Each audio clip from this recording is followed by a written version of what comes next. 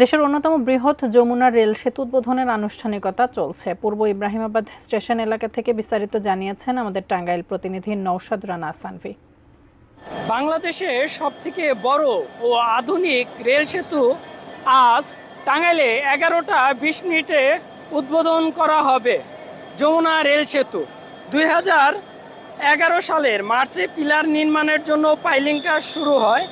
4.8 kilometre দৈর্ঘ্যের এই rail সেতুটি দেশের দীর্ঘতম ও প্রথম ডাবল ট্র্যাকের ডুয়েল গেজের সেতু। এটি 50টি পিলারের ওপর 49টি স্প্যানে নির্মিত হয়েছে। সেতুটি নির্মাণ হওয়ায় ভোগান্তি কমে এসেছে সাধারণ যাত্রীদের, এতে স্বস্তি প্রকাশ করেছে তারা।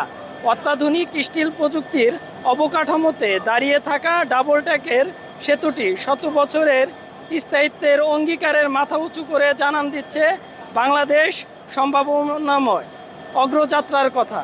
সেতুটি উদ্বোধনের মধ্য দিয়ে যোগ হবে বাণিজ্য ও অর্থনৈতিক নতুন দিগন্ত।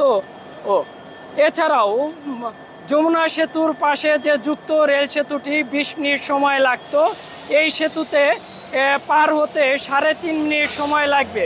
উত্তরবঙ্গের 23টি জেলার মানুষের যেরকম সময় বাঁচবে ঢাকার সাথে যোগাযোগ, অন্যদিকে বিদেশে আমদানি রপ্তানিতেও বিশেষ ভূমিকা রাখবে এই সেতুটি।